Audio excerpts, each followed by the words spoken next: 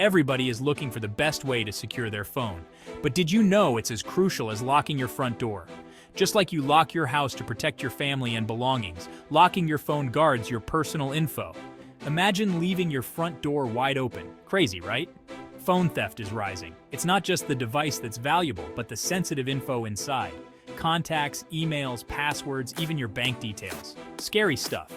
Millions of phones are stolen yearly, and most don't come back. Don't wait until it's too late to realize your info's been compromised. Locking your phone is easy. Use passwords, PINs, or biometric security like fingerprints or facial recognition. It's like putting a lock on your front door. A friend, Sarah, learned this the hard way. She lost her phone at a coffee shop, and the thief stole her identity. Months of stress and financial mess could have been avoided. Remember, locking your phone is like locking your house.